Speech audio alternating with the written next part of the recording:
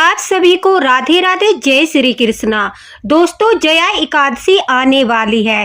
पूरे 144 साल के बाद महाकुंभ में पड़ने वाली जया एकादशी 8 फरवरी को मनाई जाएगी, क्योंकि एकादशी जो है हमेशा उदया तिथि में मनाई जाती है, इसलिए 8 फरवरी को ही जया एकादशी का व्रत किया जाएगा। आज की लीला कथा के माध्यम से आपको 144 साल बाद पड़ने वाली जया एकादशी के फल के बारे में तो पता ही चलेगा, साथ ही साथ ठाकुर जी द्वारा बहुत अच्छा मार्गदर्शन भी भक्तों का होगा।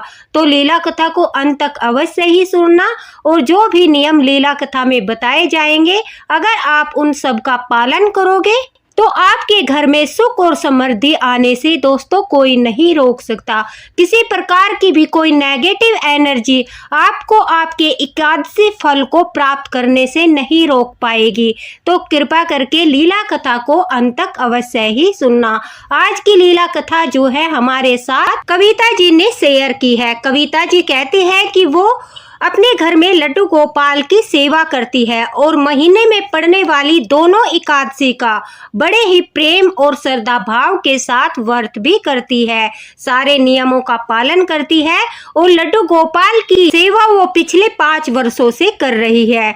कविता जी कहती है कि 2023 में जब जया एकादशी थी तो वो एकादशी के दिन उनका नियम था वो मंदिर में जाकर अपनी सखियों के साथ वही पंडित जी से जो है कथा सुनती थी। उसके बाद सभी लड्डू गोपाल भक्त सभी सखियां पंडित जी के पैर छूकर उन्हें दक्षिणा देकर उनका आशीर्वाद प्राप्त करने के पश्चात प्रसाद लेकर घर लौट जाते थे।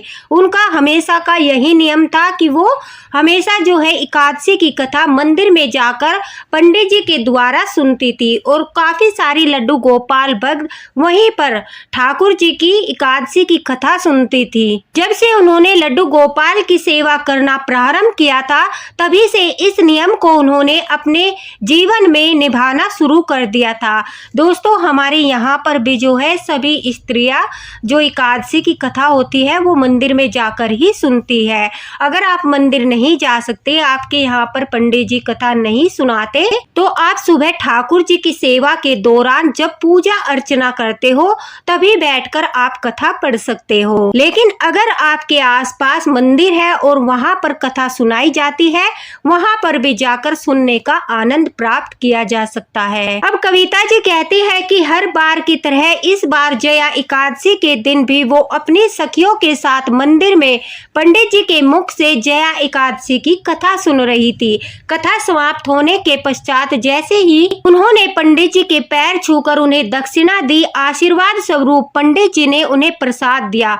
उस प्रसाद में उन्हें जाए फल मिले। जाए फल को देखते ही उनके मन में थोड़ा सा संदेह हुआ, क्योंकि हमेशा प्रसाद के रूप में या तो उन्हें केला मिलता था, कोई फ्रूट मिलता था, या फिर मिश्री या फिर बतासे, इस तरह से प्रसाद मिलता था। लेकिन इस बार जब पंडित जी ने कविता जी को प्रसाद दिया तो उनके प्रसाद में 2 जायफल आ गए।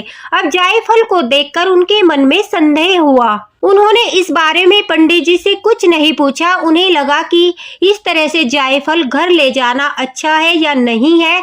इस संकोच में उन्होंने जो जायफल उन्हें प्रसाद स्वरूप मिले थे वहीं पर मंदिर में ठाकुर जी के चरणों में रख दिए। और दोस्तों, जो बाकी का प्रसाद था, कविता जी कहती है फ्रूट और मिश्री वगैरह, वो लेकर वो अपने घर आ गई। घर आने के पश्चात ठाकुर जी को स्नान आदि कराने के पश्चात उन्होंने ठाकुर जी की सेवा करना प्रारंभ किया। पूजा आरती की कथा वो मंदिर में सुनकर आ गई थी, इसलिए घर पर उन्होंने दोबारा से एकादशी की कथा नहीं पढ़ी। ठाकुर जी को स्नान कराया, उन्हें भोग लगाया और आरती की, क्योंकि कविता जी जो है वो ब्रह्म मुहूर्त में स्नान करके जया एकादशी की कथा सुनने के लिए मंदिर में चली गई थी। इसलिए वहां से आने के पश्चात उन्होंने ठाकुर जी की सेवा की और घर पर पूजा पाठ किया। उसके पश्चात कविता जी कहती है कि उस दिन जया एकादशी के दिन उनके घर में एक घटना घटी। वैसे तो सब कुछ ठाकुर जी की कृपा से अच्छा चल रहा था, किसी प्रकार की कोई कमी नहीं थी, लेकिन उस दिन अचानक से उनके पति के बिजनेस में भारी लॉस हो गया, जिसके कारण वे बहुत अधिक परेशान थे। कविता जी कहती है कि उन्हें लग रहा था आज हो न हो उनसे कोई भारी भूल हो गई है, कोई गलती हो गई है, जिसके कारण से ठाकुर जी नाराज हो गए हैं और जिसके परिणाम स्वरूप उन्हें उनके एकादशी की पूजा का फल प्राप्त नहीं हुआ। ठाकुर जी ने उनकी जया एकादशी की सेवा स्वीकार नहीं की। बड़े दुखी मन से पूरा दिन व्यतीत होने के पश्चात कविता जी कहती है शाम के समय उन्होंने ठाकुर जी के लिए लौकी की खीर बनाई, उसका भोग बड़े प्रेम के साथ लगाया और फिर ठाकुर जी को विश्राम करा दिया। लेकिन विश्राम कराते समय वो काफी उदास थी, काफी दुखी थी, क्योंकि उनका दिन पूरा बेकार गया था। उस दिन उनके घर में काफी सारा नुकसान हो गया था, जिस वजह से उनका मन भी प्रसन्न नहीं था। अब ठाकुर जी को विश्राम कराते समय उन्होंने ठाकुर जी से ही प्रार्थना की, हे मेरे लड्डू गोपाल, हे मेरे ठाकुर जी, मुझसे आज ऐसी कौन सी भूल हो गई है जिसके परिणाम स्वरूप आज हमारा इतना भारी नुकसान हो गया। पिछले सालों से मैं आपकी सेवा करती आ रही हूँ और आपकी कृपा से हमारे घर में सब कुछ कुशल मंगल है, लेकिन न जाने आज ऐसी क्या भूल हुई है जिसके कारण हमारे घर में इतनी बड़ी संकट की स्थिति आन पड़ी है। काफी मन विचलित होने के कारण ठाकुर जी से प्रार्थना करते हुए कविता जी भी आराम करने के लिए चली गई। उसी रात ठाकुर जी ने कविता जी को सौपन में दर्शन दिए। सौपन में ठाकुर जी के बाल स्वरूप में एक छोटा सा बच्चा अपने हाथों में बहुत सारे जायफल लेकर बैठा हुआ था। कविता जी कहती है कि वो जायफल कविता जी को देने की कोशिश कर रहा था, लेकिन कविता जी सौपन में भी जायफल नहीं ले रही थी उस बच्चे से। इस कारण से वह बच्चा बहुत क्रोधित रूप में आ जाता है और क्रोधित रूप में आने के कारण वो सारे जायफल अपनी पोटली में रखकर वहां से उठकर चला जाता है। अचानक से कविता जी की आंखें खुलती है और आंखें खुलते ही वो इस बारे में सोचने लगती है, लेकिन उन्हें कुछ भी समझ नहीं आ रहा था, क्योंकि वो जायफल के बारे में कुछ नहीं जानती थी, उन्हें ज्ञान नहीं था। ठाकुर जी के द्वारा संकेत देने पर भी वो कुछ नहीं समझ पाई। उसके पश्चात द्वादशी के दिन जब कविता जी अपने एकादशी व्रत का पारण करने के लिए दक्षिणा लेकर और जो सिद्धा निकालते हैं ठाकुर जी के चरणों में रखते हैं, हम चावल, दाल, आटा, चीनी जो भी और दक्षिणा रखते हैं वो पंडित जी को दिया जाता है या फिर किसी गरीब इंसान को दिया जाता है। तो वही लेकर जब कविता जी कहती है वो मंदिर गई, उन्होंने पंडित जी को वो दक्षिणा दी और उनके पैर छूकर जैसे ही प्रसाद के लिए हाथ बढ़ाया तो उन्हें अपने सौपन के बारे में याद आया। उन्होंने पंडित जी को सारी बात बताई, उन्होंने घर में हुए नुकसान के बारे में भी बताया। पंडित जी द्वारा दिए गए प्रसाद में जायफल का आना और फिर सौपन में ठाकुर जी का क्रोधित रूप देखना, वो सारा वार्तालाप जो है पंडित जी को कविता जी ने विस्तार पूर्वक बताया। उसके पश्चात दोस्तों पंडित जी ने एक हैरान करने वाली बात कविता जी को बताई। वही बात मैं आप लोगों को भी बताना चाहती हूँ। पंडित जी ने कविता जी से कहा कि देखो, जब ठाकुर जी हमारी सेवा से प्रसन्न होते हैं तो वो प्रसन्न होकर हमें प्रसाद के रूप में कुछ न कुछ ऐसी भेंट अवश्य देते हैं जिसके कारण से हमारे घर में सुख और समृद्धि में बढ़ोतरी होती है, हमारे घर में तरक्की होती है। चाहे आपको ठाकुर जी प्रसाद के रूप में पुष्प दे सकते हैं, ठाकुर जी आपको प्रसाद के रूप में पैसे दे सकते हैं, जैसे कि प्रसाद मिला उसमें कोई सिक्का आ गया, कोई 10 का नोट आ गया, 100 का नोट आ गया, आपको कहीं मंदिर से प्रसाद मिला उसमें बहुत सारे पुष्प आ गए या कोई चांदी की वस्तु आ गई, लौंग का जोड़ा आ गया, माता रानी की, ठाकुर जी की, किसी का दुपट्टा आ गया, चुन्नी आ गई, तो वो विशेष भेंट होती है। ठाकुर जी की ओर से हमारे लिए विशेष प्रकार का उपहार होता है, एक भेंट होती है जो वो हमारी भक्ति से प्रसन्न होकर हमें देते हैं। उसी प्रकार से जया एकादशी के दिन जायफल का बहुत अधिक महत्व होता है, इसलिए ठाकुर जी ने कविता जी की भक्ति सेवा से प्रसन्न होकर उन्हें भेंट स्वरूप जायफल प्रसाद के रूप में दिए थे, लेकिन उन्होंने उस प्रसाद का तिरस्कार कर दिया। उन्होंने उस प्रसाद को वापस ठाकुर जी को ही लौटा दिया। ठाकुर जी द्वारा दिए गए प्रसाद को स्वीकार नहीं किया, वही मंदिर में छोड़कर घर वापस आ गई, जबकि उन्हें ऐसा नहीं करना चाहिए था। श्रद्धा पूर्वक माथे से लगाकर उन जायफल को लाकर अपनी तिजोरी में रख लेना था, क्योंकि वो ठाकुर जी का आशीर्वाद था। लेकिन अज्ञानतावश उन्होंने वो वहीं पर रख दिए और सिर्फ मिश्री और फ्रूट लेकर घर वापस आ गई। जाने अनजाने में कविता जी से अपराध हो गया। उन्होंने ठाकुर जी द्वारा दिए गए उनकी भक्ति के फल को वापस लौटा दिया। दोस्तों, जया एकादशी के दिन, जबकि अब की बार तो 144 साल बाद ऐसा मुहूर्त आया है, तो आपको जया एकादशी के दिन अगर आपने अपने घर में ठाकुर जी की सेवा में इस नियम का पालन किया तो आपके जीवन में एक नया बदलाव आएगा। देखिए, सुबह के समय जब आप ठाकुर जी को स्नान कराओ तो उनके स्नान जल में आपको एक जायफल डालना है। ठाकुर जी को स्नान जल में जायफल, तुलसी दल, कच्चा दूध, शहद, देसी घी से चरना अमृत बनाकर ठाकुर जी को आपको स्नान कराना है। उसके पश्चात आपको चरना अमृत को प्रसाद के रूप में भी ग्रहण कर सकते हो। अगर ज्यादा अधिक मात्रा में है तो उसे विसर्जित कर दीजिए, लेकिन उसमें से जायफल निकाल कर उसे आप अपने पास संभाल कर रख लीजिए। जब भी आप किसी महत्वपूर्ण काम से बाहर जाते हो, अगर आप ठाकुर जी के स्नान जल में से वो जायफल जो निकाला था, आपने संभाल कर रखा है, उसका तिलक लगाकर घर से बाहर निकलते हो तो 100% आपका कार्य बनता है, क्योंकि ठाकुर जी का आशीर्वाद आपके साथ होता है। साथ ही साथ आप जब ठाकुर जी की पूजा अर्चना करोगे, आपको ठाकुर जी के चरणों में 5 जायफल जया एकादशी के दिन अवश्य ही चढ़ाने हैं। 5 जायफल ठाकुर जी के चरणों में पूजा के दौरान जब आप चढ़ाते हो और उसके बाद आप ठाकुर जी की आरती करते हो, उनकी पूजा पाठ करते हो, उन्हें भोग लगाते हो और फिर एकादशी के दिन ओम नमो भगवते वासुदेवाय के 108 जाप करते हो। उसके पश्चात दोस्तों, जो जायफल आपने ठाकुर जी के चरणों में चढ़ाए हैं, 5 जायफल, वो जागृत हो जाते हैं, वो सिद्ध हो जाते हैं और वो बहुत ही ज्यादा शक्तिशाली हो जाते हैं। फिर आपको पूजा करने के पश्चात क्या करना है, उनमें से एक जायफल को पान के पत्ते में लपेटकर मंदिर में ही ठाकुर जी के सामने छोड़ देना है।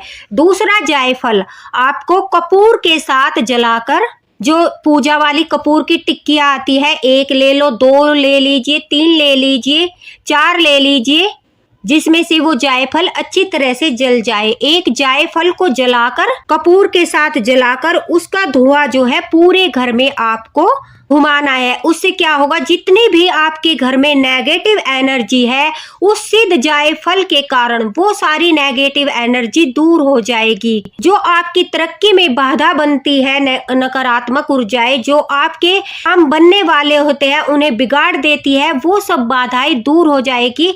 आपको एक जायफल को जो सिद्ध हो चुका है ठाकुर जी के चरणों में, उसे कपूर के साथ जलाकर पूरे घर में, जैसे हम धूप बत्ती देते हैं, आरती देते हैं, उसी प्रकार से पूरे घर में आपको घुमाना है। उससे क्या होगा, पूरे घर का शुद्धिकरण हो जाएगा, सारी नेगेटिव एनर्जी आपके घर से तुरंत बाहर चली जाएगी। तीसरा जायफल आपको लेकर उस पर कलावा बांध लेना है और कलावे को इस तरह से बांधना है कि जायफल जरा सा भी दिखाई न दे। पूरा जायफल जो है आपको कलावे से, लाल कलावे से लपेट लेना है और फिर उस जायफल को आपको, अगर आपके हस्बैंड बिजनेस करते हैं तो आपको वहां पर मंदिर में रख लेना है।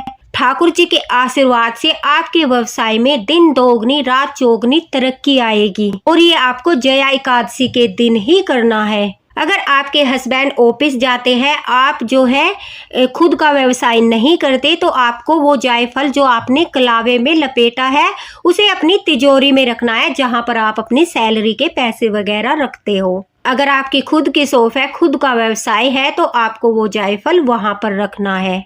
एक आपको मंदिर में पान के पत्ते में लपेट कर छोड़ना है, दूसरा जायफल आपको कपूर के साथ जलाकर पूरे घर में घुमाना है, उसकी धुमनी देनी है, उसका प्रभाव जो होता है बहुत अच्छा होता है। और तीसरा जायफल आपको, जैसा कि मैंने बताया, या तो तिजोरी में रखना है या फिर ठाकुर जी के चरणों से उठाकर उस पर लाल धागा लपेटकर, जो वो दिखाई ना दे बिल्कुल, उस तरह से आपको वो जहां आप व्यवसाय करते हो, आपकी शॉप वगैरह है, वहां पर रखना है। और जो 2 जायफल आपके बचते हैं वो द्वादशी के दिन आपको, जब आप दक्षिणा देकर आते हो मंदिर में या किसी गरीब व्यक्ति को देते हो, जिसे भी आपको दक्षिणा देनी है, उस दक्षिणा में रखकर, पारण की थाली में रखकर, जो भी आप अगर किसी को भोजन देते हो तो वो आपको दान करने हैं। 2 जायफल आपको दान अवश्य करने हैं। ठाकुर जी के चरणों में चढ़ाए हुए 5 जायफल को आपको इसी तरह से इस्तेमाल करना है।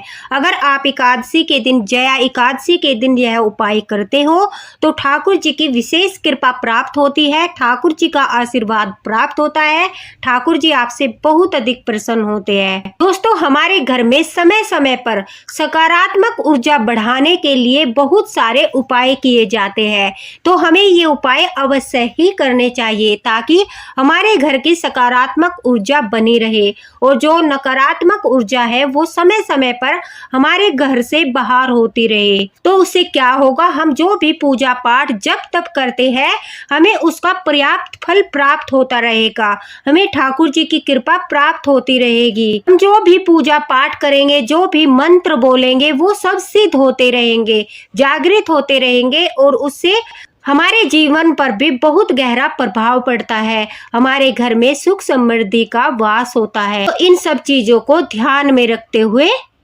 हमें ये सब उपाय अवश्य ही करने चाहिए। महाकुंभ में पड़ने वाली यह जया एकादशी बहुत महत्वपूर्ण है, तो आपको यह उपाय अवश्य ही करना चाहिए। अब कविता जी को जब इन सब बातों के बारे में पंडित जी से पता चला तो उन्हें बहुत ही पश्चाताप हुआ, क्योंकि उन्होंने ठाकुर जी के प्रसाद का अपमान कर दिया था। जाने अनजाने में उनसे बहुत अधिक भूल हो गई थी, जिसके कारण से उन्हें ठाकुर जी इस तरह से क्रोध में दिखाई दिए। उन्होंने वहीं पर ठाकुर जी के चरणों में मस्तक रखकर अपनी गलती के लिए माफी मांगी और पंडित जी के कहे अनुसार अपनी भूल को सुधारने के लिए उन्होंने आने वाली विजया एकादशी के दिन यह उपाय किया और ठाकुर जी को उन्होंने वादा किया कि आज के बाद वो जया एकादशी के दिन हमेशा इसी प्रकार से नियमों का पालन करते हुए ठाकुर जी की सेवा करेगी। कविता जी कहती है कि उन्होंने पूरा साल भर इंतजार किया, उसके पश्चात उन्होंने 2024 में जब जया एकादशी आई तो पंडित जी के कहे अनुसार उन्होंने जायफल के द्वारा ये सभी उपाय किए और उनके घर में चमत्कार हुआ। ठाकुर जी की कृपा से उन्होंने अपने व्यवसाय में, जहां पर उन्होंने अपनी भूल को सुधारने के लिए विजया एकादशी के दिन जायफल रखा था, जायफल उठाने का समय आ चुका था, क्योंकि जो जायफल हम रखते हैं उसे पूरे 1 साल बाद फिर से बदला जाता है और जो पुराना जायफल होता है दोस्तों, उसे विसर्जित कर दिया जाता है। तो कविता जी कहती है जब जया एकादशी आई तो उस दिन उनके याद आया कि उन्होंने पिछले वर्ष जो है विजया एकादशी के दिन अपने व्यवसाय पर, जहां पर उनकी फैक्ट्री थी, वहां पर जो है अपने हस्बैंड से जायफल रखवाया था। आज उसे चेंज करने का समय है, तो उस दिन उन्होंने अपने हस्बैंड को जल्दी से उठाया। पूजा पाठ करने के पश्चात उन्होंने ठाकुर जी के चरणों में से एक जायफल उठाकर उस पर लाल कलावा लपेटकर अपने हस्बैंड को दिया और कहा कि जो पहला पुराने वाला जायफल है उसको आप वहां से उठाकर विसर्जित कर देना और उसकी जगह यह नया जायफल ठाकुर जी के चरणों का आशीर्वाद है, इसे अपने ऑफिस में रख लेना। ऐसा करने के लिए जब उनके पति फैक्ट्री गए तो दोस्तों वह कहती है कि उन्हें एक आश्चर्यजनक खबर मिली। जैसे ही जाकर उन्होंने फैक्ट्री का गेट खोला तो उन्होंने देखा वहां पर शॉर्ट सर्किट की वजह से आग लगने वाली थी। अगर उनके पति समय पर नहीं पहुंचते तो उनका बहुत भारी नुकसान हो जाता, लेकिन ठाकुर जी के उस छोटे से जायफल ने इतना बड़ा हादसा होने से रोक दिया। अगर उन्हें वो जायफल चेंज न करना होता तो वो बहुत देर बाद वो अपने ऑफिस आते, जिसके कारण वहां पर भारी आग लग चुकी होती और उनका बहुत सारा नुकसान हो जाता। कविता जी कहती है, उस दिन से लेकर आज तक हमारे कारोबार में दिन दोगुनी रात चौगुनी तरक्की हो रही है। हमारे घर में किसी भी नेगेटिव एनर्जी का वास नहीं है। ठाकुर जी की लीलाएं देखने को मिलती है, ठाकुर जी के चमत्कार देखने को मिलते हैं। हर पल ठाकुर जी का एहसास होता है और मंदिर में भी पूजा पाठ करते समय बहुत आनंद की अनुभूति होती है। कहते हैं ना, जब ठाकुर जी का हाथ सर पर होता है तो बुरी से बुरी बलाएं भी टल जाती है। ठाकुर जी पर विश्वास और प्रेम रखने वाले भक्तों का कभी भी अनहित नहीं होता।